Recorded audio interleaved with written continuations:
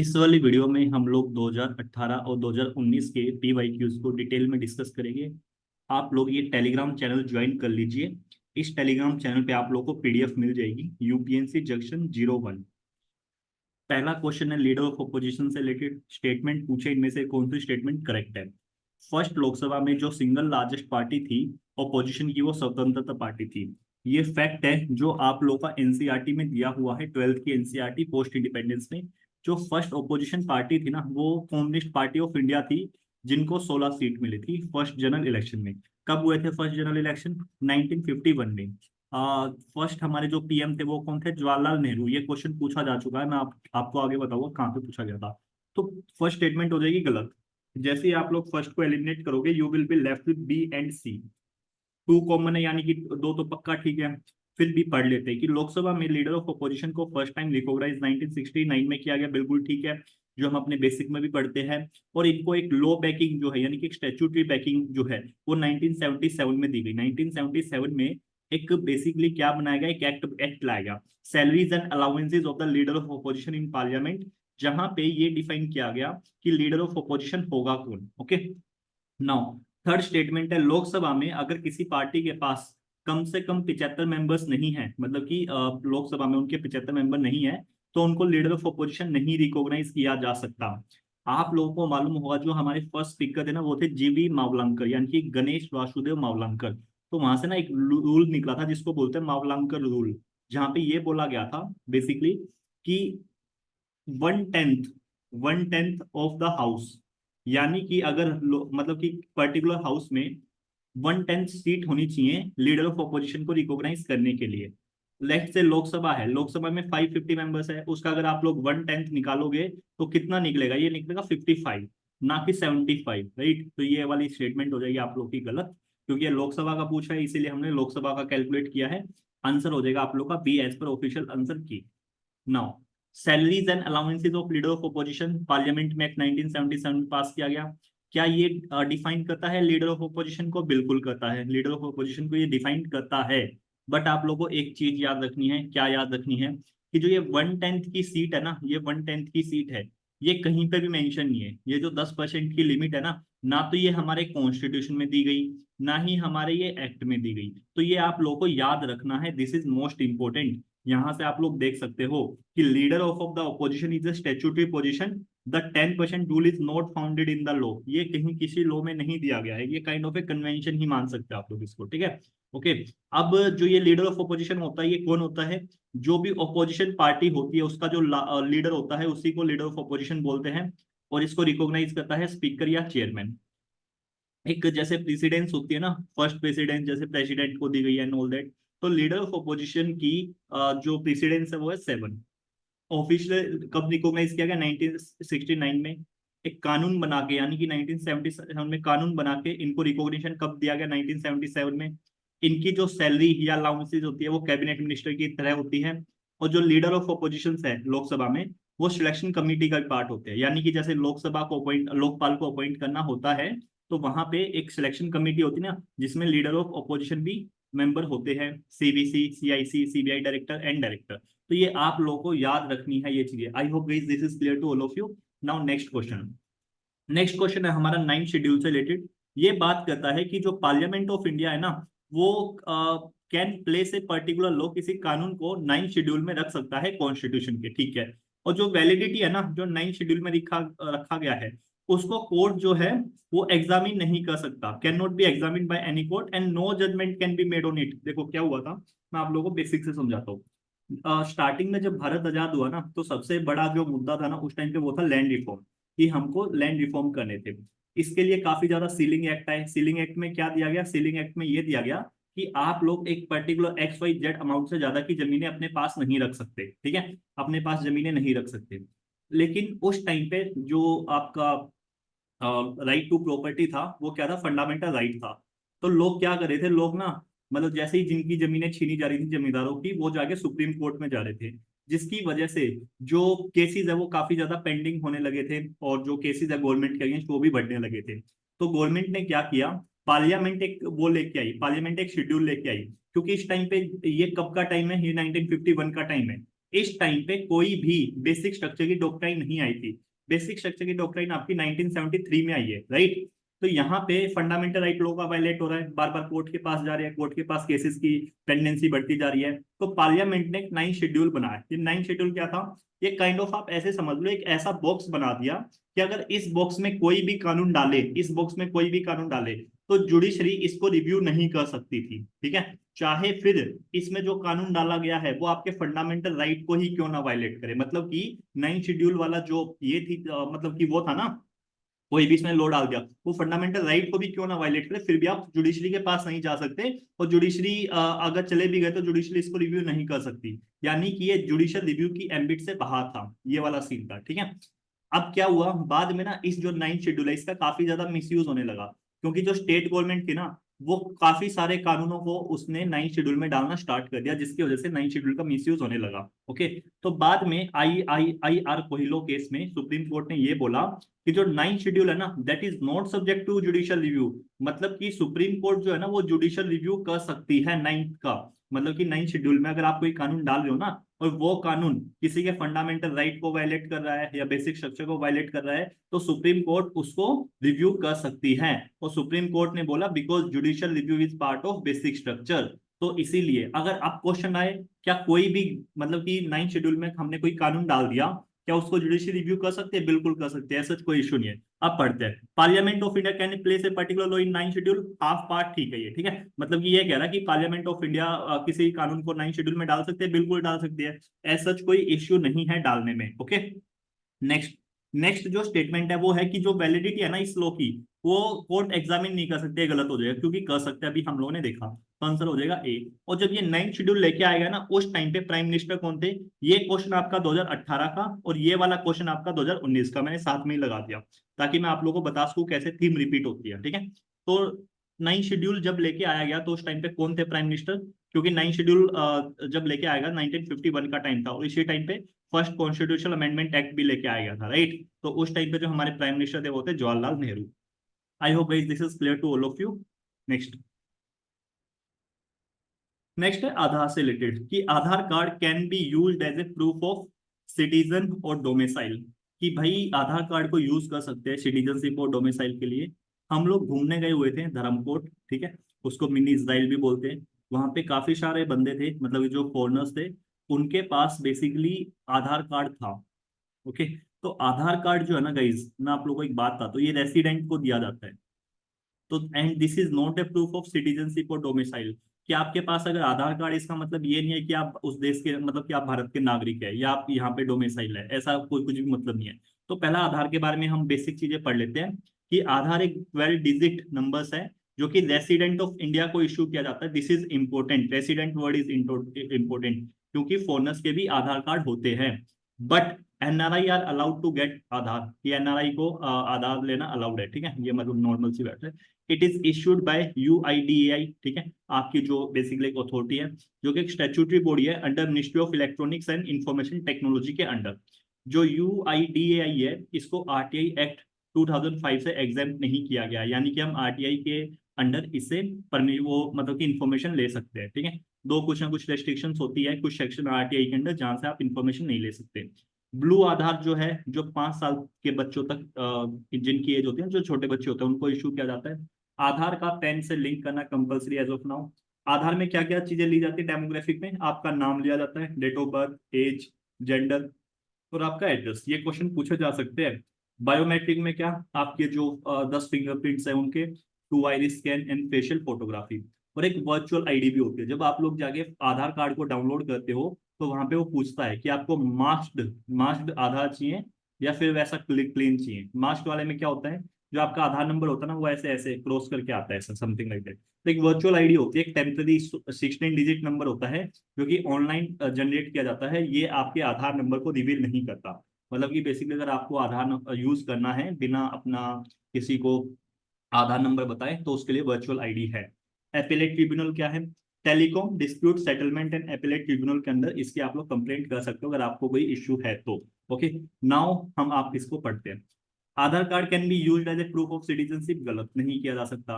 Once issued Aadhaar can not be deactivated, कोई ऐसी चीज है जो गवर्नमेंट नहीं कर सकती एज ऑफ नाउ, ठीक है। तो देखो, आधार कार्ड अगर एक बार इश्यू कर दिया तो ऐसा नहीं है वो उसको डीएक्टिवेट नहीं किया जा सकता, किया जा सकता है, बिल्कुल किया जा सकता है, ठीक है। तो ये वाली स्टेटमेंट भी गलत हो जाएगी, आंसर हो जाएगा D. I hope guys this is clear to all of you now. So next question है guys, consider the following statement. और ये राइट टू एजुकेशन से रिलेटेड है। जिस साल ये क्वेश्चन आया था उस साल काफी डिफिकल्ट था, तो हम इसको थोड़ा लॉजिक के थ्रू सोल्व करने की कोशिश करते हैं। इंडिया में more than 90% of the teacher education institutions जो है, टीचर जो कि मतलब कि टीचर्स के लिए एजुकेशन प्रोवाइड करते हैं, are directly under the state government. एक तो इन्होंने फैक्ट दिया है, एक ऊपर से बोल दिया कि directly under the state government. तो यहाँ पे मैं थोड़ा सा सस्पिशियस हो गया, और आप इसको काट सकते हो, क्योंकि जनरली जो फैक्ट दिए जाते हैं ना, जो नंबर दिए जाते हैं, 90% हो गया, 40% हो गया, जनरली इनको ट्वीक करना काफी ज्यादा आसान होता है। अगर आपको कोई गलत स्टेटमेंट बनानी हो तो आप इसी तरह की जो वो है ना, मतलब कि 50% को 60 का दोगे, 60 को 70 का दोगे, इन चीजों को ट्वीक करना ज्यादा इजी है, और ऑल ऑफ द वो कहीं पे है भी नहीं, यानी कि हमें कोई ना कोई तो गलत करना ही पड़ेगा। तो मैंने थर्ड काट दिया, अगर मैं थर्ड काटूंगा तो I will be left with A and B. Now you can safely attempt this question, क्योंकि 50-50 में आप लोगों को कभी भी क्वेश्चन नहीं छोड़ना चाहिए। फिर भी हम लोग आगे पढ़ लेते हैं। As per the RT act, teaching primary classes, मतलब कि प्राइमरी क्लासेस में पढ़ाने के लिए एक कैंडिडेट को टीचर एलिजिबिलिटी टेस्ट को पास करना पड़ेगा, जो कि national council of teacher education guidelines के अकॉर्डिंग कंडक्ट किया जाता है। इसमें मुझे कुछ भी मतलब सस्पिशियस नहीं लगा, काफी ठीक ठाक की स्टेटमेंट है, जनरल स्टेटमेंट है कि भाई प्राइमरी क्लासेस में पढ़ाने के लिए एक एलिजिबिलिटी टेस्ट है, जो कि national council of teacher education की गाइडलाइंस के अकॉर्डिंग किया जाता है। सिंपल सी स्टेटमेंट है, दो ऑटोमेटिकली, दो वैसे भी ठीक है। Now first, as per the RTE, to be eligible for appointment as a teacher in state, मतलब कि किसी स्टेट में टीचर बनने के लिए एक जो मिनिमम क्वालिफिकेशंस है वो होनी चाहिए, और ये मिनिमम क्वालिफिकेशन कौन बताएगा? State council of teacher education. यहाँ पे मैं थोड़ा सा सस्पिशियस हो जाऊंगा, क्योंकि यहाँ पे जो फैक्ट ये है ना कि state council of teacher education and all that, RTE जो है वो सेंट्रल गवर्नमेंट ने बनाया, तो जो क्वालिफिकेशन है मेरे हिसाब से ये भी सेंट्रल गवर्नमेंट को बनानी चाहिए थी। अगर यहाँ पे कोई national council of teacher education होता तो शायद ठीक रहता, मतलब कि मैं इतना नहीं सोचता। तो मैं इसको अगर गलत कर दूंगा तो I will be left with only B, and B is the correct answer. Okay, हो सकता है आपका एग्जाम हॉल में ये वाला क्वेश्चन जो है वो ठीक ना हो, तो कोई दिक्कत नहीं है, सच कोई दिक्कत नहीं है, ठीक है। अगर आप ए भी मारते हो तो भी चिल है, मतलब ठीक है। तो 1993 में सुप्रीम कोर्ट ने एजुकेशन को as a fundamental right basically establish किया था, कि आर्टिकल 21 के अंडर जो एजुकेशन है वो भी फंडामेंटल राइट है। बट ये एक्सप्लिसिटली मेंशन नहीं किया था किसी पर्टिकुलर अमेंडमेंट में, मतलब कि सुप्रीम कोर्ट ने सिर्फ बोला था। बाद में तपस मजूमदार कमेटी की रिकमेंडेशन के बेसिस पे 1999 में एक आर्टिकल को ऐड किया गया, आर्टिकल 21A, और 86 कॉन्स्टिट्यूशनल अमेंडमेंट एक्ट 2002 के अंडर यहाँ पे बेसिकली क्या डाल दिया गया, इस आर्टिकल 21A में प्रोविजन डाल दिया गया कि 6 से लेके 14 साल के जो बच्चे की एजुकेशन है वो फ्री एंड कंपलसरी है, ठीक है। और ये पहले ना क्या हुआ करता था, ये हुआ करता था डीपीएसपी, ये डीपीएसपी हुआ करता था, तो बाद में इसको फंडामेंटल राइट बना दिया गया। तो ये आप लोगों को याद रखना है। फिर बाद में इसको इंप्लीमेंट करने के लिए, इस आर्टिकल 21A को इंप्लीमेंट करने के लिए 6-7 साल बाद एक एक्ट बनाया गया, राइट टू एजुकेशन एक्ट 2009, ठीक है। क्योंकि ये देखा कि 6 से 14 के बीच में उन्होंने एजुकेशन कंपलसरी तो कर दी, फ्री भी कर दी, पर स्कूल इनको एडमिशन ही नहीं दे रहे थे, तो उसके लिए एक्ट आ गया। यहाँ पे क्या दिया गया, यहाँ पे 25% रिजर्वेशन दिया गया डिसएडवांटेज सेक्शन को, यानी कि जो वल्नरेबल सेक्शन है। और यहाँ पे जो प्राइवेट स्कूल है वहां पे भी 25% सीट रिजर्व की गई इकोनॉमिकल वीकर सेक्शंस के लिए। और admission of non admitted children to an appropriate class, ठीक है। मतलब ये काफी सारे ना वो थे, चीजें थी। इसमें से आप लोग क्या क्या याद रखना वो मैं बता देता हूँ। एक तो आप लोग पहला याद करो 25%, एक दूसरा याद करो 25%, तीसरा ये कर लो कि जो पैसों फाइनेंशियल रिस्पॉन्सिबिलिटी है ना वो सेंट्रल और स्टेट की है, सेंट्रल और स्टेट के यानी कि स्पॉन्सर्ड है, ठीक है, सेंट्रल स्पॉन्सर्ड स्कीम है काइंड ऑफ, ठीक है। नेक्स्ट ये कर लो कि एक नो डिटेंशन पॉलिसी आई थी जिसके अंडर बच्चे को फेल नहीं किया जाएगा 8वीं क्लास तक, इसको 2019 में अमेंडमेंट करके हटा दिया गया, अभी ये नहीं है। तो आप लोगों को ये सिर्फ 4 ही फैक्ट याद रखने हैं जो अगर दोबारा से आरटी पे क्वेश्चन आता है तो देखो, अगर आसान होगा तो यहीं से सोल्व हो जाएगा, अगर डिफिकल्ट होगा तो फिर आपको ऑन द स्पॉट सोचना ही पड़ेगा। ओके, तो चलो आगे बढ़ते हैं। नेक्स्ट है कि जो 5th शेड्यूल और 6th शेड्यूल से रिलेटेड कॉन्स्टिट्यूशन में प्रोविजंस है, वो किस लिए बनाए गए थे? Are made in order to protect the interest of schedule tribe, determine the boundary between state, determine the power authority responsibility of panchayat, protect the interest of all the border state. गलत, ये काफी इजी क्वेश्चंस है, ठीक है। 5th और 6th schedule किस लिए बनाए गए थे? शेड्यूल एरिया और शेड्यूल ट्राइब के लिए। अब आप लोग ये मैप देखिए ध्यान से, देखो ये क्या है, ये है आसाम, ये क्या है मेघालय, नीचे क्या है, ये है त्रिपुरा, और ये क्या है, ये है आपका मिजोरम। आसाम, मेघालय, त्रिपुरा, मिजोरम, ये है आप लोग के कौन से एरिया हो गए, ये हो गए आप लोग के 6 शेड्यूल एरिया। ये आप लोग को याद रखना है ध्यान से। अब उसके बाद अब शुरू से देखिए, ये है अरुणाचल प्रदेश, इसके नीचे है नागालैंड, इसके नीचे आप लोग का मणिपुर, इसके नीचे है मिजोरम। ये कौन से स्टेट हो गए भाई, ये कौन से वाले स्टेट हो जाएंगे, ये आप मुझे कमेंट सेक्शन में बताना, ठीक है। मैं आप लोगों को ऑप्शन दे रहा हूँ। क्या ये इनर लाइन परमिट के स्टेट है, ठीक है। क्या ये मतलब कि इससे अलग जो आप आपसपा लगा हुआ उनके स्टेट है जहाँ पे लगा हुआ है, तो आप मुझे कमेंट सेक्शन में बताना ये इनर लाइन परमिट क्या है या आपसपा के, इजी है ये, ठीक है ओके। 6 शेड्यूल का मैंने बता दिया। बेसिकली आईएलपी के, लेट मी बी टेल मतलब लेट मी टेल यू, ठीक है। ये आईएलपी के इनर लाइन परमिट, यहाँ पे जाने के लिए आपको परमिट चाहिए होता है। उसके बाद आ जाओ 5th शेड्यूल एरिया पे। 5th शेड्यूल एरिया याद करना आसान है। हिमाचल प्रदेश हो गया, उसके बाद पूरी बेल्ट छोड़ दो, पूरी बेल्ट छोड़ दो, कांटा लगा दो, ठीक है।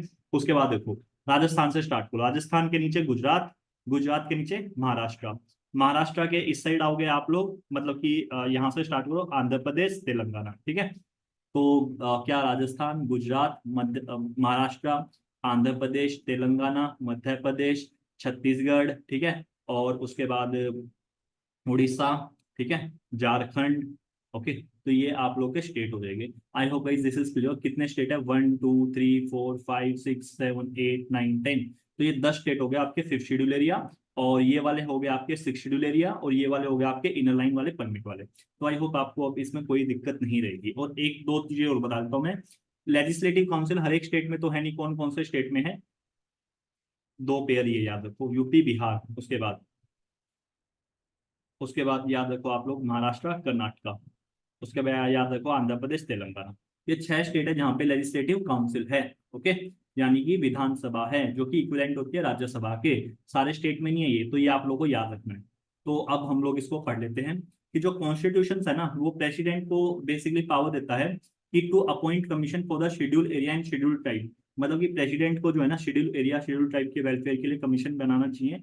और ये कंपलसरी बनाना था after the 10 year of the constitution commencement. पहली जो कमीशन है वो 1960 में बनाई गई थी, जिसको यूएन देबार ने बेसिकली चेयर किया था। इन्होंने रिपोर्ट 1961 में सबमिट की। और सेकंड कमीशन 2002 में बनाई गई, जिन्होंने जो चेयर किया, इसको चेयर किया था दिलीप सिंह भुरिया कमेटी ने। और इसकी जो रिपोर्ट है वो 2004 में सबमिट की गई, ठीक है।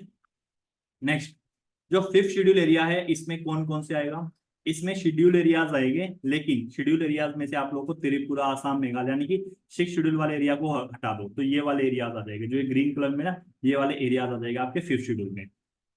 6 शेड्यूल में ये वाले एरिया आ जाएंगे, मैं आप लोगों को बता चुका हूँ। अब ना 5th शेड्यूल के कुछ फीचर्स है जो आप लोगों को याद रखने हैं अपने एग्जाम पर्सपेक्टिव के लिए। सबसे पहले जो शेड्यूल एरियाज है इनको कौन डेजिग्नेट करता है, प्रेसिडेंट डेजिग्नेट करता है, ये आपको याद रखना है। गवर्नर जो है वो एनुअल रिपोर्ट सबमिट करता है प्रेसिडेंट को कि यहाँ पे कैसा एडमिनिस्ट्रेशन हो रहा है, ऑल दैट। एग्जीक्यूटिव पावर जो है स्टेट की वो एक्सटेंड होती है शेड्यूल एरियाज में। लेकिन यहाँ पे जो गवर्नर है ना, गवर्नर की कुछ स्पेशल रिस्पॉन्सिबिलिटी होती है। मतलब कि गवर्नर देखता है कि ये लो यहाँ पे अप्लाई करना चाहिए या नहीं करना चाहिए, उस तरह की सिनेरियोज है। सेंटर जो है, सेंटर के पास पावर है कि वो डायरेक्शंस को इश्यू कर सकता है स्टेट्स को रिगार्डिंग एडमिनिस्ट्रेशन, यानी कि जो schedule area schedule tribal area है उनके एडमिनिस्ट्रेशन कैसे किया जाए, उसके लिए सेंटर गाइडलाइंस इश्यू कर सकता है। Under which article, centre state को किस आर्टिकल के अंडर डायरेक्शन देता है, आर्टिकल 365। यहाँ पे ट्राइब्स एडवाइजरी काउंसिल बनाई जाएगी, मोस्ट इंपोर्टेंट है, ये आप लोगों को याद रखना है। इस ट्राइब एडवाइजरी काउंसिल में 20 मेंबर्स हो गए, जिसमें से 3/4 जो मेंबर्स है वो शेड्यूल ट्राइब के रिप्रेजेंटेटिव हो गए स्टेट लेजिस्लेटिव असेंबली के, ठीक है। तो ये आप लोगों को याद रखना है। नेक्स्ट, मतलब कि इस तरह की जो सिमिलर काउंसिल जो है वो बनाई जा सकते हैं state with schedule tribes but no schedule areas if directed by president. तो ये इस तरह की छोटी मोटी चीजें हैं, ठीक है। तो आप लोगों को मेन मेन इसमें से क्या क्या याद रखना है वो मैं आप लोगों को बता देता हूँ। सबसे पहले कौन डेजिग्नेट करेगा, प्रेसिडेंट। रिपोर्ट कौन सबमिट करेगा, गवर्नर। और यहाँ पे ट्राइब एडवाइजरी काउंसिल है, ये आप लोग को याद रखना है, ना कि ऑटोनोमस डिस्ट्रिक्ट काउंसिल। ये जो एडीसी है ना, ये आपकी 6 शेड्यूल में होती है, ना कि 5th शेड्यूल में। 20 मेंबर है, 3/4 जो है वो शेड्यूल टाइप के रिप्रेजेंटेटिव होते हैं स्टेट लेजिस्लेटिव असेंबली में, ये आप लोगों को याद रखना है। चलो, नेक्स्ट है 6th शेड्यूल। 6th शेड्यूल जब मैं आप लोगों को बोलता हूँ ना 5th schedule area 6th schedule area, तो उसमें ना पूरा स्टेट इंक्लूड नहीं होता, ये आप लोगों को याद रखना है। कुछ पर्टिकुलर पार्ट है वो जो इंक्लूड होता है, ओके। ऐसा नहीं है कि पूरा का पूरा राजस्थान जो है वो 5th शेड्यूल के अंडर है, नहीं। इसमें कुछ पार्ट होगा, बेसिकली कुछ डिस्ट्रिक्ट होगे, कुछ एरिया होगा जो कि 5th शेड्यूल के अंडर होगा। Same goes for 6th schedule areas. Now फिर सिक्स शेड्यूल में आसाम, मेघालय, त्रिपुरा, मिजोरम आते हैं। ये मैं आप लोगों को मैप में दिखा चुका हूँ। यहाँ पे गवर्नर्स की कुछ पावर होती है। एरियाज को ऑटोनमस डिस्ट्रिक्ट काउंसिल में बेसिकली डिवाइड किया गया है। ओके। और 4 पर्सन को आप डिस्ट्रिक्ट काउंसिल में नॉमिनेट कर सकते हो। अब आप इसको ना ध्यान से समझिए होता कैसे है, देखो। लेट से यहाँ पे पहले बनाई जाती है क्या, ये आसाम है, ठीक है, ये पूरा आसाम है। इस एरिया में लेट से ये वाला एरिया है, यहाँ पे ना काफी ज्यादा ट्राइबल पॉपुलेशन रहते हैं। तो यहाँ पे बनाई जाएगी पूरे डिस्ट्रिक्ट के लिए, हो सकता है एडीसी बनाया जाए। क्या बनाया जाए पूरे डिस्ट्रिक्ट के लिए? एडीसी, जिसको बोलेंगे हम लोग ऑटोनोमस डिस्ट्रिक्ट काउंसिल। अब इस एडीसी के अंडर, इस मतलब कि इस डिस्ट्रिक्ट में लेट से 10 ट्राइब रह रही है, 10 अलग अलग ट्राइब रह रही है, ठीक है। तो यहाँ पे क्या होगा उसके बेसिस पे, मतलब कि ये थोड़ा इंटरनल चीजें होती है। इनके बेसिस पे यहाँ पे रीजनल डिस्ट्रिक्ट काउंसिल बनाई जाएगी। क्या? आरडीसी, रीजनल डिस्ट्रिक्ट काउंसिल, जहाँ पे इनका रिप्रेजेंटेशन एंड ऑल दैट ये सारी चीजें रहेगी। ओके। तो ये आप लोग को जो ये फिगर है ना, ये सब बनना है। सिंपल ये याद रखो, एडीसी किसके अंडर है? ये है आप लोग का सिक्स शेड्यूल के अंडर। और ट्राइबल एडवाइजरी काउंसिल किसके अंडर है? ये है आप लोगों का किसके अंडर है? ये है फिफ्थ शेड्यूल एरियाज के अंडर। यहाँ पे थोड़ी गवर्नर की पावर ज्यादा होती है, और वहां पे मतलब कि सिक्स फिफ्थ शेड्यूल एरिया में थोड़ी प्रेसिडेंट की पावर है। ओके। दूसरी चीज क्या याद रखनी है? दूसरी चीज आप लोग को ये याद रखनी है कि जो पेशा है ना, पेशा जो एक्ट आया था, ये हम लोग ऑलरेडी कर चुके हैं 2013 वाले डिस्कशन में। ये फिफ्थ शेड्यूल एरिया में तो अप्लाई होता है, सिक्स शेड्यूल में नहीं होता, ठीक है। नाउ थोड़े डिफरेंस देख लेते हैं। फिफ्थ शेड्यूल किसके लिए है ये हम लोग बता चुके हैं, एक्सेप्शन। सिक्स शेड्यूल भी यहाँ पे ट्राइब एडवाइजरी काउंसिल है, यहाँ पे ऑटोनमस है। यहाँ पे जो शेड्यूल एरियाज है, वो वाला एरिया है जो प्रेसिडेंट में बाय ऑर्डर डिक्लेयर करता है। यहाँ पे गवर्नर के पास पावर है कि कोई भी नया ऑटोनमस डिस्ट्रिक्ट रीजन वगैरह बना सकते हैं, ऑल दैट उसके बाउंड्री वगैरह को चेंज कर सकते हैं। फिफ्थ शेड्यूल वालों को थोड़ी सी कम ऑटोनॉमी दी गई है। सिक्स शेड्यूल वालों को थोड़ी सी ज्यादा ऑटोनॉमी है। यहाँ पे इनके खुद के ही लेजिस्लेटिव, एग्जीक्यूटिव, फाइनेंशियल और जुडिशियल पावर होती है इनकी, ठीक है। I hope guys this is clear. So ये काफी इजी सा वो था। और ये रहा देखो, मैंने बोला था ना कि ऐसा नहीं है पूरा पूरा एरिया ही आपका फिफ्थ शेड्यूल के अंडर है। ये एरिया मेंशन है। ये आंध्र प्रदेश में Mahbubnagar, Adilabad, Warangal, Visakhapatnam, east Godavari, west Godavari, ये एरिया है जो कि फिफ्थ शेड्यूल के अंडर है। Same goes for different different state, ठीक है। तो the only thing that I want to tell you कि जब मैं बोलूँ ना आसाम सिक्स शेड्यूल के अंडर है, तो पूरा स्टेट नहीं है। Just remember this fact. ये सेम क्वेश्चन है। ये क्या है कि इनमें से कौन से शेड्यूल के अंडर जो है ट्राइबल लैंड कोड, जैसे ही ट्राइबल वर्ड दिखे ना तो आपके माइंड में आना चाहिए फिफ्थ या सिक्स शेड्यूल। और ये इजी क्वेश्चन था, क्यों? क्योंकि यहाँ पे सिर्फ फिफ्थ शेड्यूल ही ऑप्शन था, सिक्स था ही नहीं। अगर सिक्स शेड्यूल भी होता तो शायद थोड़ा डिफिकल्ट हो जाता ये क्वेश्चन। लेकिन यहाँ पे सिर्फ और सिर्फ फिफ्थ शेड्यूल है, तो आंसर हो जाएगा बी, ठीक है। ओके, मतलब ये बोल रहे हैं कि कौन से शेड्यूल के अंडर जो है ट्राइबल लैंड को प्राइवेट पार्टी को माइनिंग के लिए नहीं वो दे सकते, ट्रांसफर नहीं कर सकते, उसके रिलेटेड है। ये यहाँ पे एक्सप्लेनेशन है, आपको ये याद रखना है। एक समाथा वैसे state of Andhra Pradesh and ORS case था, जहाँ पे सुप्रीम कोर्ट ने ये बोला कि ट्राइबल लैंड को आप लोग प्राइवेट पार्टीज को नहीं दे सकते माइनिंग के लिए, ठीक है। अगर आप ऐसा करते हो तो that will be null and void under fifth schedule area. तो ये आप लोग को याद रखना है। सिक्स शेड्यूल, फिफ्थ शेड्यूल हम लोग कर चुके हैं। Now next, with reference to the parliament of India, इनमें से कौन सी पार्लियामेंट्री कमेटी है जो स्क्रूटनाइज करती है और रिपोर्ट करती है हाउस को whether the power to make regulation rules sub rule by laws conferred by the constitution or delegated by the parliament are being properly exercised by the executive within the scope of such delegation। मतलब ये simple सा बात क्या बोल रहा है कि ये बोल रहा है कि लेट से डेलीगेट का मतलब क्या होता है? डेलीगेट का मतलब होता है कोई काम है जो आपने किसी और को सौंप दिया कि मेरे बिहाफ पे ये काम कर लो, उसको बोलते हैं डेलीगेट, ठीक है। अगर आपने अब ये अलग अलग फाइनेंशियल डेलीगेशन भी होता है, एडमिनिस्ट्रेटिव भी होता है, ठीक है। तो उस सेंस में तो ये बोल रहा है कि जो एग्जीक्यूटिव को काम दिया गया है कॉन्स्टिट्यूशन के द्वारा, या जो पार्लियामेंट ने काम दिया है एग्जीक्यूटिव को, वो अपने स्कोप में रह के कर रहे हैं या नहीं कर रहे हैं, ऐसा तो नहीं है वो अपनी पावर से ज्यादा यूज कर रहे हैं। तो वो कौन देखता है, कौन सी कमेटी देखती है वो? तो ये पूछ रहा है बेसिकली। ओके। तो जो इसका आंसर है वो है आपका कमिटी ऑन सबऑर्डिनेट लेजिस्लेशन। अगर बात लेजिस्लेशन की आ रही है तो आप लोग वैसे भी मतलब थोड़ा गैस कर सकते थे कि लेजिस्लेशन यानी कानून बनाने की पावर सबऑर्डिनेट, तो उससे रिलेटेड ना ये अलग अलग कमेटियां, इनको भी पढ़ लेते हैं, ये भी आ सकते हैं एग्जाम में। ये हम लोग कर चुके हैं। कमिटी ऑन गवर्नमेंट एश्योरेंस क्या होती है? ये जो एश्योरेंस होती है ना, जो गवर्नमेंट प्रोमिस करती है या अंडरटेकिंग देती है, जो मिनिस्टर्स टाइम टू टाइम देते हैं on the floor of the house and report on extent to which they have been carried through. मतलब कि ये बोलते हैं ना, कोई किसी मिनिस्ट्री ने बोला हम ऐसा पुल बनवाएंगे या वैसा करेंगे, जो भी करेंगे, ठीक है, तो उससे रिलेटेड जो अकाउंटेबिलिटी मैकेनिज्म है वो ये वाली कमेटी सेटअप करती है। कमिटी ऑन गवर्नमेंट एश्योरेंस, कि वो जो भी वादे करते हैं फ्लोर ऑफ द हाउस पे, उसको पूरा किया गया है या नहीं किया गया है, किस हद तक उसको पूरा किया जा चुका है, ये सारा का सारा गवर्नमेंट एश्योरेंस वाली कमेटी देखती है। रूल्स कमेटी क्या होती है? रूल्स कमेटी भाई जो कंडक्ट ऑफ बिजनेस को रेगुलेट करे हाउस में। बिजनेस एडवाइजरी कमेटी क्या होती है? जो ये कमेटी रेगुलेट करती है प्रोग्राम और time table of the house, ठीक है। ये लोकसभा में भी होती है, राज्यसभा में भी होती है, आपको इतना ही याद रखना है। चलो आगे बढ़े। आई होप दिस इज क्लियर। यहाँ पे हम लोगों ने सारे बाकी कमेटी भी देख लिया। आंसर है इसका B. Next. So guys next question है मनी बिल से रिलेटेड, इनमें से कौन सी स्टेटमेंट करेक्ट नहीं है पूछा है। जो टैक्सेस से रिलेटेड बात करें, imposition, abolition, remission, alteration, regulation, ये मनी बिल होगा। कंसोलिडेटेड फंड, कॉन्टीजेंसी फंड से रिलेटेड बात करें, ये भी मनी बिल होगा। जो कि कंटीजेंसी फंड से रिलेटेड बात करें पैसा निकालने की, ये भी मनी बिल होगा। ये मनी बिल जो कि बोरोइंग से रिलेटेड बात करें, सेंड मतलब कि बोरोइंग ऑफ मनी और giving of any guarantee by the government of India, ये भी मनी बिल होगा। टेक्निकली सारे के सारे मनी बिल हैं, टू बी ऑनेस्ट, ठीक है। And as per constitution also. ये क्वेश्चन गलत था उस साल, इसमें से कोई भी स्टेटमेंट गलत नहीं है। बट जो यूपीएससी ने आंसर दिया वो इसका दिया था सी। ओके, यूपीएससी ने इसका आंसर दिया था सी। लेकिन सारे के सारे स्टेटमेंट ठीक है, ये हम ऑलरेडी डिस्कस कर चुके हैं 2013 के डिस्कशन में काफी डिटेल में मनी बिल के बारे में, राइट। आप इसको रिवाइज कीजिएगा और यहाँ से पीडीएफ डाउनलोड कर सकते हैं। नेक्स्ट, जो प्रेसिडेंट का इलेक्शन है उससे रिलेटेड पूछ रही है कि जो एमएलए की वोट है, एमएलए की वोट है वो वेरी करती है स्टेट टू स्टेट। और जो एमपी की वोट है, लोकसभा के एमपी की वोट की जो वैल्यू है वो राज्यसभा के एमपी की वोट की वैल्यू से ज्यादा होती है, ठीक है। देखो ये फॉर्मूला है कि किसी की भी लेजिस्लेटिव असेंबलीज के जो मेंबर होते हैं, यानी कि एमएलए की वोट की क्या वैल्यू होगी क्या नहीं होगी, वो डिपेंड करती है पॉपुलेशन पे। किसी स्टेट की पॉपुलेशन, वहां से स्टेट लेजिस्लेचर के कितने इलेक्टेड मेंबर होते हैं।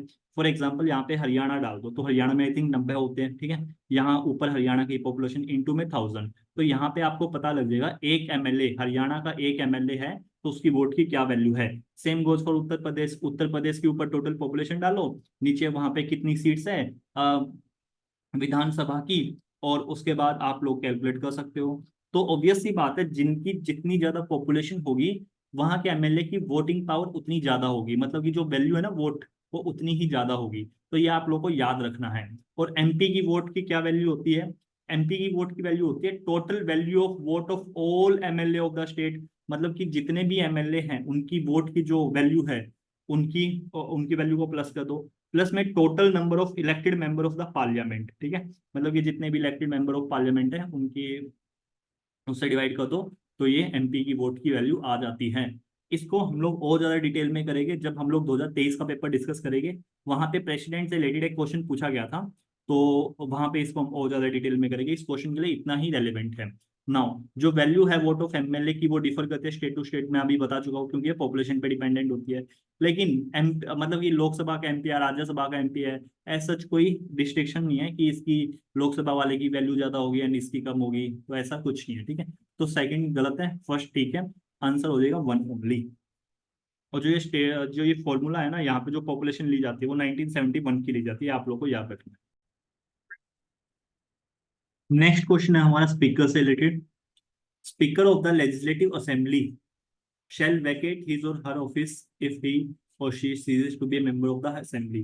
तो ये बोल रहा है कि जो स्पीकर है ना वो अपनी पोस्ट को खाली कर देगा या कर देगी अगर वो असेंबली का मेंबर नहीं है या असेंबली के मेंबर नहीं है तो, ठीक है।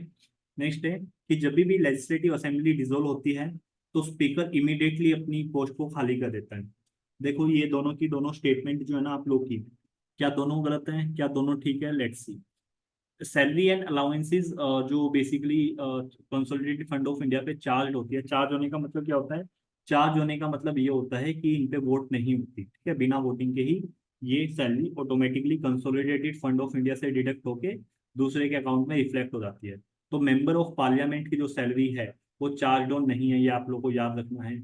लेकिन जो ऑफिसर्स है पार्लियामेंट के, speaker, deputy speaker, chairman, deputy chairman, यानी कि प्रिसाइडिंग ऑफिसर्स, उनकी सैलरी चार्ज डाउन होती है, यानी कि they are not subject to voting. First speaker जो थे वो थे जीवी मावलंकर। फर्स्ट डिप्टी स्पीकर जो थे वो थे अनंता अनंता सयानम आयनगर, ठीक है, ये आपको याद रखना है। स्पीकर के इलेक्शन की डेट को कौन फिक्स करता है? प्रेसिडेंट। और जो इनकी क्वालिफिकेशन क्या है कि जो लोकसभा के मेंबर है ना उसी के मेंबर होने चाहिए, ऐसा नहीं है कि किसी कोई भी स्पीकर के इलेक्शन के लिए खड़ा हो जाएगा, उसकी प्री रिक्विजिट कंडीशन ये है कि वो मेंबर होना चाहिए पार्लियामेंट, यानी कि लोकसभा का मेंबर होना चाहिए। स्पीकर अपने पोस्ट को कब वैकेट करता है? जब हाउस डिसोल्व हो जाता है? नहीं, जब हाउस डिसोल्व होता है ना, तो स्पीकर अपनी पोस्ट को वैकेट नहीं करता, यानी कि खाली नहीं करता। नेक्स्ट, अगर वो हाउस का मेंबर नहीं है तो उसको पोस्ट खाली करनी पड़ती है, बिल्कुल ठीक है। अगर उसको इफेक्टिव मेजोरिटी से हटा दिया जाए तो भी उसको खाली करनी पड़ती है। हम सारे के सारे presiding officer, speaker, deputy speaker, chairman, deputy chairman, कैसे अपॉइंट होते हैं, कैसे इनको रिमूव किया जाता है, कौन सी मेजोरिटी से रिमूव किया जाता है, ये सब सारा हम लोग देख चुके हैं। इफेक्टिव मेजोरिटी से ही सबको रिमूव किया जाता है, ठीक है, ये सब हम लोग ऑलरेडी देख चुके हैं टेबल फॉर्मेट में, राइट। नेक्स्ट, स्पीकर अपने ऑफिस को तब तक कंटिन्यू करता है जब तक कि नए हाउसेस की फर्स्ट मीटिंग नहीं हो जाती, और ये हमारा कॉन्स्टिट्यूशन में दिया हुआ है। तो पहली स्टेटमेंट है कि स्पीकर लेजिस्लेटिव असेंबली का अपनी पोस्ट को खाली कर देता है अगर वो हाउस का मेंबर नहीं है, तो बिल्कुल ठीक है, यानी कि असेंबली का मेंबर नहीं है तो। नेक्स्ट, अगर लेजिस्लेटिव असेंबली डिसोल्व हो जाती है तो स्पीकर भी अपनी पोस्ट को इमीडिएटली खाली कर देता है, गलत, नहीं, वो तब तक नहीं करता जब तक कि नए हाउस की फर्स्ट मीटिंग ना हो जाए। आंसर हो जाएगा ए। ये क्वेश्चन आपको सोल्व ऑन द स्पॉट करना पड़ेगा। ये पूछा है लॉ लिबर्टी में क्या रिलेशन है, नीचे से स्टार्ट करते हैं। If laws are change too often liberty is in danger. कानून अगर बार बार बदल रहे हैं तो आपकी आजादी खतरे में है, इज इट सो? नहीं, क्यों? क्योंकि बेसिकली कानून को बदला जाता है क्योंकि सोसाइटी में बेसिकली चीजें बदल रही होती है। एग्जाम्पल के तौर पे साइबर क्राइम है, अगर उससे रिलेटेड हम लोग बार बार सुधार करते रहे तो जो हैकर्स है एंड ऑल दैट वो भी अपने आप को इवॉल्व करते हैं, फिर से हमें सुधार करने पड़ते हैं। तो अगर कानून बदल रहे हैं ना तो आपको पॉजिटिव होकर सोचना है वहाँ पे। अगर कानून बदल रहे हैं ना तो इसका मतलब ये नहीं हमारी आजादी खतरे में हो, वो हमारी आजादी को प्रोटेक्ट करने के लिए ही बनाए जा रहे हैं, ओके। बार बार उनको चेंज किया जा रहा है। If there is a liberty, laws have to be made by the people. आजादी का मतलब ये थोड़ी ना आप लोग जाके कानून बनाओगे। If there are more laws, अगर बहुत सारे कानून है तो there is a less liberty. आप, भारत में बहुत सारे कानून हैं, क्या उन कानूनों की वजह से आपकी आजादी कम हुई है? कानून बनाए ही इसलिए जाते हैं ताकि आप लोग अपनी लिबर्टी को एंजॉय कर सको, ठीक है। There if there are no laws there is a no liberty. Imagine a scenario, अगर अगर लेट से ऐसा समझाए चोरी करना पाप नहीं है, ठीक है, मतलब कि चोरी करने के रिलेटेड कोई सजा नहीं है, और चोरी जो है कहीं पे डिफाइंड भी नहीं है, तो सब हर कोई चोरी कर रहा है एक दूसरे, क्योंकि जिसके पास चीजें नहीं है और जिसके पास है वो उसे छीन ले रहा है कैसे भी करके, ठीक है। तो अगर कोई कानून ही नहीं है तो क्या आपकी कोई आजादी रहेगी? नहीं रहेगी ना आजादी। Are you getting it guys? तो आंसर हो जाएगा B. This is simple question. Next, ये हम लोग कर चुके हैं ये, और 2013 के डिस्कशन में सेकंड क्वेश्चन था। No criminal proceeding can shall be instituted against governor of state in any court during his term of office. बिल्कुल ठीक, क्रिमिनल प्रोसीडिंग स्टार्ट नहीं की जा सकती गवर्नर जब ऑफिस में हो, लेकिन सिविल प्रोसीडिंग स्टार्ट की जा सकती है। पहली स्टेटमेंट है ठीक। एम्यूलमेंट और अलाउंसेस जो है गवर्नर के, वो कम कम नहीं किए जाएंगे during his term of office. बिल्कुल ठीक है स्टेटमेंट भी। ये सारी चीजें हम लोग ऑलरेडी कर चुके हैं। आंसर हो जाएगा सी। अगर जिनको लग रहा है मैं काफी तेजी से भाग रहा हूँ तो गाइज ये हम ऑलरेडी डिस्कशन कर चुके हैं 2013 वाली वीडियो में। चीजें ना रिपीट करने से कोई फायदा नहीं होता, राइट। चीजें रिपीट करने से कोई फायदा नहीं है। मेन पर्पज ये है कि अगर कोई चीज मैं डिटेल में करवा रहा हूँ ना तो टाइम यहीं पे बचता है बेसिकली। अगर कोई सेम क्वेश्चन रिपीट हो रहा है तो हम उसको यही बोल देते हैं कि वहां पे डिस्कस हो चुका है। रूल ऑफ लॉ के मेन फीचर्स क्या है? डेविड आइसी ने कंसेप्ट दिया था रूल ऑफ लॉ का, जिसमें बोला था तीन एलिमेंट थे जिसके। पहला था absence of arbitrary power. Arbitrary power का मतलब क्या हो गया कि ऐसा नहीं है मन मर्जी से कुछ भी कर लो, तो ये एब्सेंस है, यानी कि limited government. In other another word मैं क्या बोल सकता हूँ यहाँ पे, इसका मतलब हो जाएगा लिमिटेड गवर्नमेंट या फिर लिमिटेड पावर, ठीक है, क्योंकि यहाँ पे पावर को लिमिट किया जा रहा है। और प्लस में इसका दूसरा मतलब ये भी है कि no punishment without breach of law. जब तक आप कानून का उल्लंघन नहीं करते तो कोई पनिशमेंट नहीं होगी। ऐसा नहीं है किसी को भी उठा के जेल में डाल दो। कानून के सामने सब इक्वल है, ठीक है। और जो इंडिविजुअल राइट है उसको प्राइमेसी दी गई है। यहाँ पे जो अकॉर्डिंग टू एविडाइस है, जो रूल ऑफ लॉ का कंसेप्ट है ना, यहाँ पे जो इंडिविजुअल राइट है उसको डिफाइन किया जाता है कोर्ट के द्वारा, और कॉन्स्टिट्यूशन उसको इन्फोर्स करता है। लेकिन भारत के सिस्टम में क्या है ना, भारत के सिस्टम में इंडिविजुअल राइट को बेसिकली कहाँ पे डिफाइन किया गया है? कॉन्स्टिट्यूशन में खुद ही। जैसे fundamental right and all that है ना, वहाँ पे डिफाइन खुद ही। तो हमारे यहाँ पे जो इंडिविजुअल राइट है वो कॉन्स्टिट्यूशन से ही ओरिजिनेट हुए हैं, और इनको इन्फोर्स करता है वो कोर्ट करता है। कोर्ट यहाँ पे डिफाइन नहीं करता। यहाँ पे राइट्स जो है वो डिफाइन किए जा रहे हैं कोर्ट के द्वारा। तो ये इंडिया के कॉन्टेक्स्ट में पहले दो वैलिड है, थर्ड वैलिड नहीं है, ओके। तो हम लोग पढ़ लेते हैं मेन फीचर क्या है। लिमिटेशन ऑफ पावर है, बिल्कुल ठीक है, अभी हम लोगों ने पढ़ा। फर्स्ट है यानी कि सेकंड गया। इक्वलिटी बिफोर लॉ है, बिल्कुल ठीक है सर, यानी कि दो है, फर्स्ट गया क्योंकि दो इसमें है नहीं। People responsibility to the government, nothing like that. Liberty civil rights, liberty और सिविल राइट्स है या नहीं है बताओ। लिबर्टी और अगर आप लोग एलिमिनेट कर भी दोगे तो उसके बाद आपका यही बचा, लिबर्टी और सिविल राइट्स। ऑब्वियस ही बात है कि यहाँ पे इंडिविजुअल राइट को प्राइमेसी दी गई है, वो क्या है, वो सिविल राइट्स ही तो आपके, लिबर्टी तो हो, ठीक है। तो 1 2 4 आंसर हो जाएगा सी, आंसर हो जाएगा C. I hope this is clear. Next, अगर प्रेसिडेंट अपनी पावर को यूज करे अंडर आर्टिकल 356 देन क्या होगा। ये हम लोग ऑलरेडी कर चुके हैं, ये सारा का सारा कि क्या होगा 356 एंड ऑल दैट, ये रिपीटेड थीम है। जो असेंबली है स्टेट की वो ऑटोमेटिकली डिसोल्व हो जाएगी, ऑटोमेटिकली वर्ड, जरूरी नहीं है डिसोल्व हो, ऑटोमेटिकली तो बिल्कुल नहीं होगी। डिसोल्व या सस्पेंड, दो वर्ड है, ठीक है। फर्स्ट गलत हो गया, ठीक पूछा ना इसमें से, हाँ। The power of the legislature of that state shall be exercisable by और under the authority of parliament. ये ठीक है या गलत है बताओ, आप लोग बताओ, क्या ये स्टेटमेंट ठीक है या गलत है। ठीक है, ये हम लोगों ने पढ़ा था। आर्टिकल 19 सस्पेंडेड, फंडामेंटल राइट पे कोई इंपैक्ट नहीं पड़ता। प्रेसिडेंट कानून बना सकता है नहीं, पार्लियामेंट बना सकता है, ठीक है। तो आंसर हो जाएगा बी, ये हम लोग यहाँ पे कर चुके हैं। चलो, राइट टू प्राइवेसी, काफी सिंपल क्वेश्चन है, इसमें सोचना ही नहीं है। आर्टिकल 21 के एस पुट्टा स्वामी केस, ओके। चलो, ये हमारे 2018 के क्वेश्चन स्टार्ट हो चुके हैं, और कुछ 2018 के क्वेश्चन मैं ऑलरेडी यहाँ पे करा चुका हूँ लास्ट वाले इसमें, मतलब कि यहाँ पे एग्जाम्पल के तौर पे ये हो गया आपका 9 शेड्यूल हो गया, ठीक है, और ये 6 शेड्यूल हो गया। ये दो तीन क्वेश्चन मैंने यहाँ पे करवा भी दिया, ठीक है। चलो, पहला क्वेश्चन है 44th कॉन्स्टिट्यूशनल अमेंडमेंट एक्ट से रिलेटेड, कि 44th कॉन्स्टिट्यूशनल अमेंडमेंट एक्ट ने जो प्राइम मिनिस्टर का इलेक्शन है उसको जुडिशियल रिव्यू के बियॉन्ड रख दिया। दूसरा, सुप्रीम कोर्ट ने 99th कॉन्स्टिट्यूशनल अमेंडमेंट एक्ट को स्ट्रक डाउन कर दिया क्योंकि ये जुडिशरी की इंडिपेंडेंस को वायलेट करा था, ठीक है। देखो, 39th यानी कि 39 कॉन्स्टिट्यूशन अमेंडमेंट एक्ट आया था 1975 में, जिसने president, vice president, prime minister, speaker Lok Sabha, इन सबके जो इलेक्शंस है उसको कोर्ट की स्क्रूटनी से बाहर रख दिया था, यानी कि कोर्ट इनको रिव्यू नहीं कर सकता अगर इनसे रिलेटेड कोई डिस्प्यूट आता है तो, ठीक है। ये इमरजेंसी के टाइम पे इसको पास किया गया था। बाद में इस अमेंडमेंट को हटा दिया गया था, बाद में इस अमेंडमेंट को हटा दिया गया था, ठीक है। तो यहाँ पे 44th नहीं आएगा, 39 आएगा। अगर इसको ठीक भी करना होता तो यहाँ पे 44th में 39 आएगा, पहला हो गया गलत। दूसरा, 99 कॉन्स्टिट्यूशन अमेंडमेंट एक्ट, ऑब्वियस सी बात है भाई, एनजेक नेशनल जुडिशियल अपॉइंटमेंट कमिटी आया था ना ये, इसमें गवर्नमेंट की साइड से ही मेंबर थे और जुडिशरी साइड से ही मेंबर थे। यहाँ पे क्या हो रहा था बेसिकली, एग्जीक्यूटिव जो है वो इंटरफेयर कर रहा था जुडिशरी के काम में। एग्जीक्यूटिव और जुडिशरी अलग अलग होने चाहिए, कहाँ पे मेंशन है, एग्जीक्यूटिव जुडिशरी अलग अलग होने चाहिए, आर्टिकल 50। और ये बाद में पूछा गया आपका 2021 वाले पेपर में। तो सब कुछ रिलेटिव है गाइस, सब कुछ रिलेटिव है, सारे के सारे मोस्टली पॉलिटिकल पीवाई रिपीट होते हैं, ओके। तो ये वाली स्टेटमेंट भी गलत है, ये वाली भी गलत, मतलब कि ये वाली सॉरी ठीक है, ये वाली ठीक है। तो आंसर हो जाएगा बी ओनली, बी ओनली, ठीक है।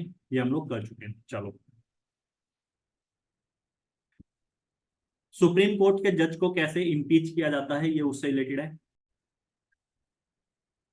नेक्स्ट क्वेश्चन है सुप्रीम कोर्ट के जज के इम्पीचमेंट से related, consider the following statement, ठीक है। तो पहले हम लोग पढ़ लेते हैं। तो जो सुप्रीम कोर्ट के जज को इम्पीच करने का प्रोसीजर है ना, और जो हाई कोर्ट के जज को इम्पीच करने का प्रोसीजर है, both are totally same. First thing तो ये। दूसरी चीज क्या है, दूसरी चीज ये है कि ये कैसे इनको इम्पीच किया जाएगा, कैसे नहीं किया जाएगा, वो हमारे कॉन्स्टिट्यूशन में मेंशन नहीं है, तो ये आप लोगों को याद रखना है, हमारे कॉन्स्टिट्यूशन में ये मेंशन नहीं है। दूसरा, नेक्स्ट चीज क्या है कि हमारे कॉन्स्टिट्यूशन में ये जरूर मेंशन है कि इनको हटाया जा सकता है, इम्पीच किया जा सकता है on the ground of proved misbehaviour. Word है प्रूव्ड, प्रूव्ड यानी कि प्रूव किया जा रहा है कि इन्होंने मिसबिहेव किया है, और इनकैपेसिटी में, ठीक है। प्रूव्ड मिसबिहेवियर और इनकैपेसिटी, लेकिन इनका एग्जैक्ट मतलब क्या है वो डिफाइंड नहीं है हमारे कॉन्स्टिट्यूशन में। प्लस में ये बोला गया है कि इनको स्पेशल मेजोरिटी के साथ हटाया जाएगा, ठीक है। और पार्लियामेंट इसके लिए प्रोसेस प्रोसेस बना सकती है, और पार्लियामेंट ने इसके लिए बनाया था जजिस इंक्वायरी एक्ट 1968। इसमें हमारा पूरा प्रोसेस मेंशन है कि कैसे सुप्रीम कोर्ट या हाई कोर्ट के जज को इम्पीच किया जाएगा। तो कैसे किया जाएगा, सबसे पहले अगर आपको सुप्रीम कोर्ट या हाई कोर्ट के जज को इम्पीच करना है, सबसे पहले एक मोशन आएगा, यानी कि एक there will be a piece of paper, और जहां पे मेंशन होगा जो भी चार्जेस है, और वहां पे 100, अगर ये लोकसभा में इंट्रोड्यूस किया जा रहा है तो यहाँ पे 100 मेंबर्स के साइन होने चाहिए। अगर इसको आप लोग राज्यसभा में इंट्रोड्यूस करें तो इस पे 50 मेंबर के साइन होने चाहिए। तो पहली स्टेटमेंट ये बन जाएगी, क्या जो इम्पीचमेंट मोशन है उसको लोकसभा में या राज्यसभा में इंट्रोड्यूस किया जा सकता है? हाँ जी, चाहे लोकसभा में करो राज्यसभा में करो, कर सकते हो। कंडीशन क्या है? लोकसभा में 100 मेंबर के सिग्नेचर लेके जाओ, राज्यसभा में 50 मेंबर के सिग्नेचर लेके जाओ, ठीक है। उसके बाद अगर स्पीकर इसको एक्सेप्ट कर लेता है, इफ यानी कि स्पीकर इसको रिजेक्ट भी कर सकता है, अगर स्पीकर इसको एक्सेप्ट कर लेता है तो उसके बाद एक 3 मेंबर्स की कमेटी बिठाई जाएगी। उस 3 मेंबर्स की कमेटी में कुछ मेंबर्स हो गए जुडिशरी के, ठीक है, और वो ये इन्वेस्टिगेट करेंगे कि जो भी इन पे चार्ज लगा हुआ है ना, उसमें कोई बात है या नहीं है, मतलब कि यार जो चार्जेस है उसको इन्वेस्टिगेट किया जाएगा। अगर उस कमेटी को लगता है, 3 मेंबर कमेटी को, कि इन जो चार्ज लगाया गया है, मतलब कि अगर लगता है कि ये गिल्टी है या वो गिल्टी है, किस चीज का गिल्टी, इनकैपेसिटी ऑफ मिसबिहेवियर का, तो यहाँ पे इम्पीचमेंट प्रोसेस स्टार्ट हो जाएगा। मोशन को पास किया जाएगा स्पेशल मेजोरिटी के साथ, कौन से हाउस में, जहाँ पे भी इंट्रोड्यूस किया गया था। अगर इसको राज्यसभा में इंट्रोड्यूस किया गया तो राज्यसभा में, लोकसभा में तो लोकसभा में, क्योंकि अब चार्ज प्रूव हो चुका है, स्पेशल मेजोरिटी से पास होगा। फिर दूसरे हाउस में जाएगा, फिर वहां पे भी स्पेशल मेजोरिटी से पास होगा। उसके बाद इस मोशन को प्रेसिडेंट को भेजा जाएगा। बाद में प्रेसिडेंट साइन करेंगे on that piece of paper, and जज जो है वो रिमूव हो जाएगा। Okay, I hope this is clear. ये आप लोगों को याद रखना है। अब हम इसको पढ़ लेते हैं। इस क्वेश्चन काफी इजी क्वेश्चन, जितना बड़ा स्टेटमेंट उतना इजी क्वेश्चन। मोशन जो है इम्पीच करने का जज को, जज of supreme court of India can not be rejected, can not be rejected, भाई इसको रिजेक्ट किया जा सकता है, इसको रिजेक्ट किया जा सकता है इफ है, क्योंकि अगर स्पीकर इसको एक्सेप्ट कर लेता है तो ही आगे कमेटी बनाई जाएगी, नहीं तो नहीं बनाई जाएगी। तो इसको रिजेक्ट किया जा सकता है, बिल्कुल किया जा सकता है सर। तो आपको इतना डिटेल में इसको पढ़ना था, इसीलिए मैंने आप लोगों को इतना डिटेल में इसको पढ़ाया। ओके, चलो। तो पहली स्टेटमेंट तो हो गई गलत कि क्यों इसको किया जा सकता है। तो ए गया और डी गया। ए और डी में तो आंसर हो नहीं सकता क्योंकि दोनों में ए है। Constitution of India define define करता है इनकैपेसिटी प्रूव्ड मिसबिहेवियर को, गलत। हमारा कॉन्स्टिट्यूशन ऑफ इंडिया डिफाइन नहीं करता। दो तो वैसे भी गलत थी, ऑप्शन में था ही नहीं, 3 और 4 है। 3 ऑटोमेटिकली ठीक है। Detail of the process of impeachment कहाँ पे दिया हुआ है? जजिस इंक्वायरी एक्ट में, बिल्कुल ठीक है। Motion for the impeachment of जजिस is taken up for voting and low required motion of, मतलब कि कितना, ये देखो, majority of total membership of that house and by not less than 2/3, यानी कि स्पेशल मेजोरिटी से पास करने की बात की जा रही है, जो कि ठीक है। तो हमारा आंसर हो जाएगा सी, हमारा आंसर हो जाएगा सी। तो ये आप लोगों को याद रखना है। Okay, I hope this is clear. Next, next हमारा जो क्वेश्चन है वो है,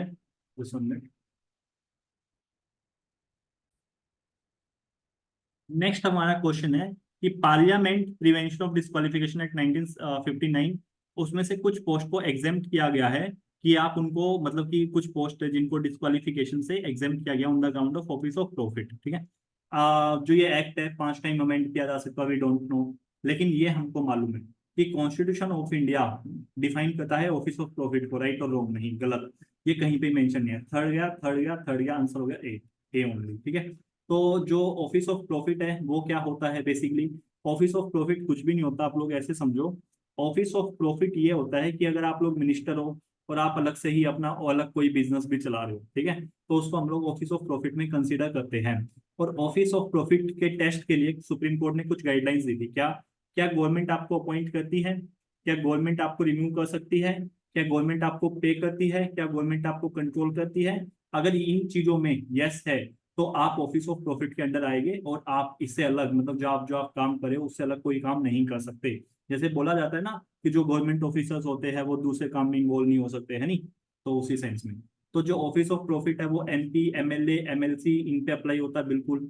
ये कॉन्स्टिट्यूशन में डिफाइंड नहीं है।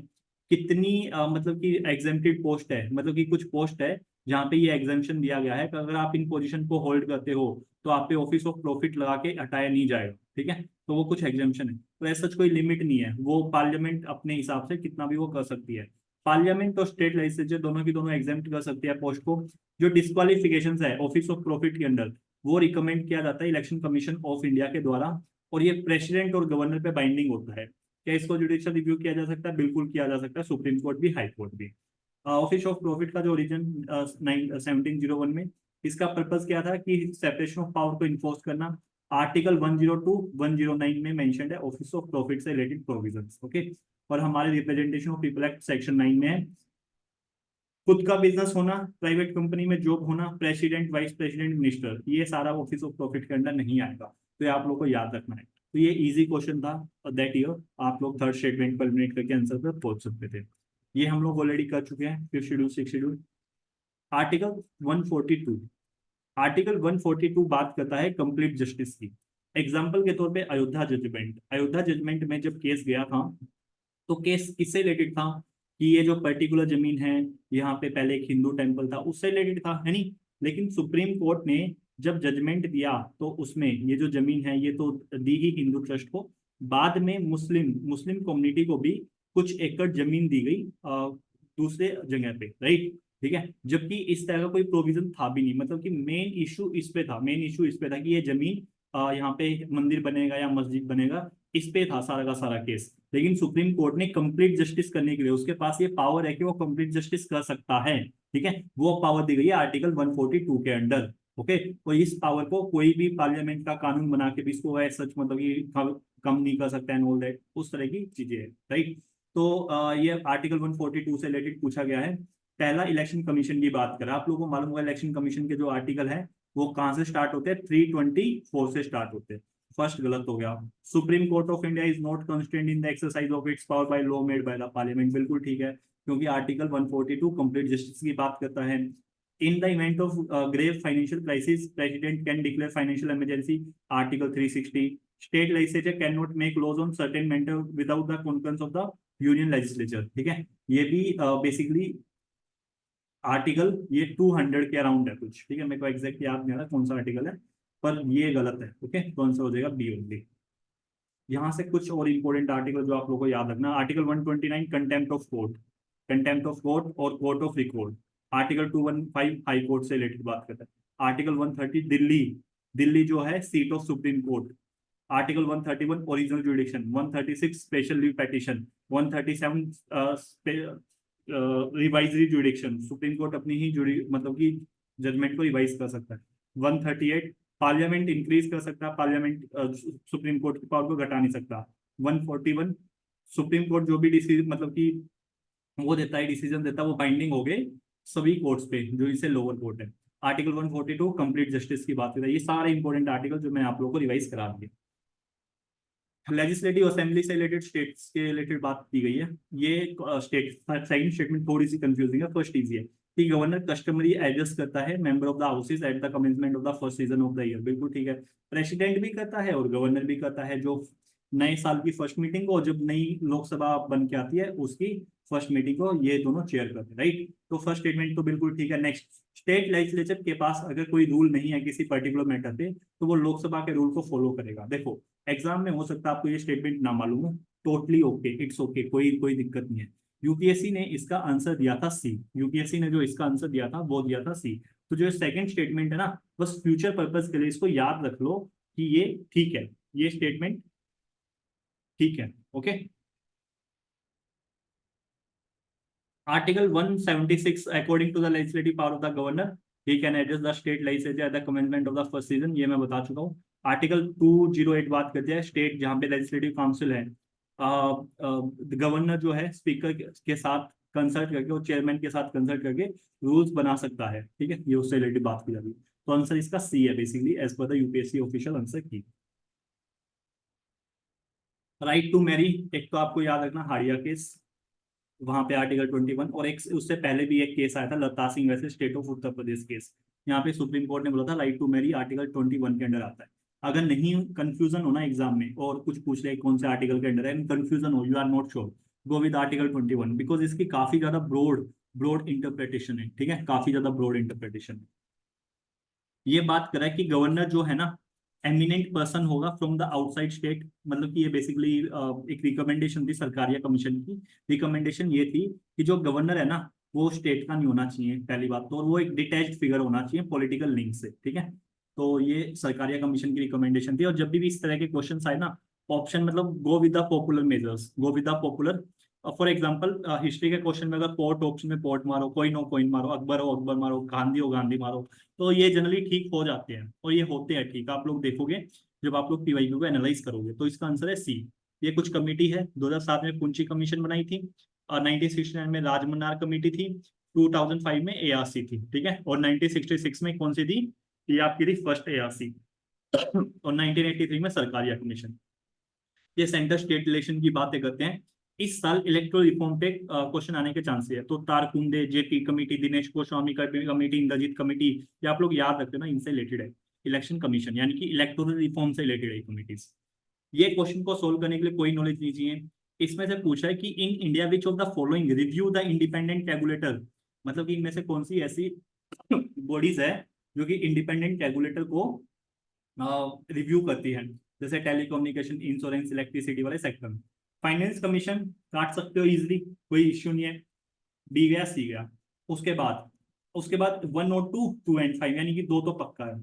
डाउट है 1 और 5 में, एडोक कमेटी या नीति आयोग। ऑब्वियसली बात है, नीति आयोग काट सकते हो, कोई इश्यू नहीं है, राइट, क्योंकि जो कमिटीज है ना वही चीजें रेगुलेट कर सकती है। ओके, तो 1 एंड, आंसर क्या हो जाएगा, 1 and 2 only, answer A. Consider the following statement, मतलब कि ये बोल रहा है with reference to constitution of India, no high court shall have the jurisdiction to declare any central law to be unconstitutionally invalid.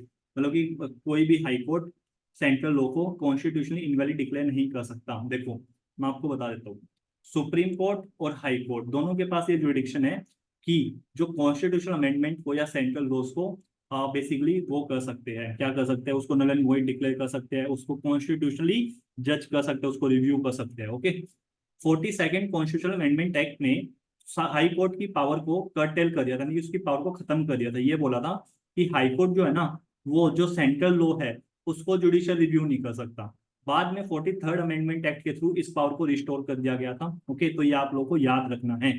और दूसरी चीज, दूसरी स्टेटमेंट है कि amendment to the constitution can not be called into question by the supreme court of India. गलत है ये statement, क्यों, क्योंकि हमारे यहाँ पे बेसिक स्ट्रक्चर ऑफ कॉन्स्टिट्यूशन है, जैसे ही पार्लियामेंट कोई कानून बनाते हैं वो बेसिक स्ट्रक्चर का उल्लंघन करते हैं, तो सुप्रीम कोर्ट खुद से ही, मतलब कि बेसिकली सुप्रीम कोर्ट क्या है, उसको नल एंड वॉइड डिक्लेयर कर सकता है।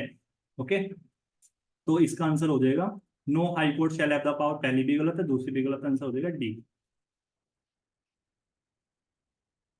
In the context of polity, which one of the following would you accept as the most appropriate definition of liberty?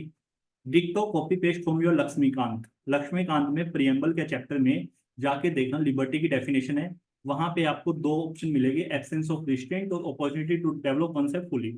ये है आपकी नेगेटिव लिबर्टी और ये है आपकी पॉजिटिव लिबर्टी, ठीक है, तो आंसर इसका डी है, कि opportunity to develop oneself fully. Okay, तो ये आप लोग जाके पढ़ सकते हो। So that's all for today guys. ये पीडीएफ आप इसका यहाँ से डाउनलोड कर सकते हो, ठीक है, जितना रेलेवेंट था, जितना जरूरी था आपके एग्जाम के लिए, और जो भी मतलब कि फ्यूचर में अगर क्वेश्चन आए तो यहाँ से गलत ना हो, वो सारा का सारा हम लोगों ने डिस्कस किया है। इस कल नई वीडियो आएगी जहाँ पे हम लोग 2020 और 2021 के क्वेश्चन को डिस्कस करेंगे। सो थैंक यू, जय हिंद।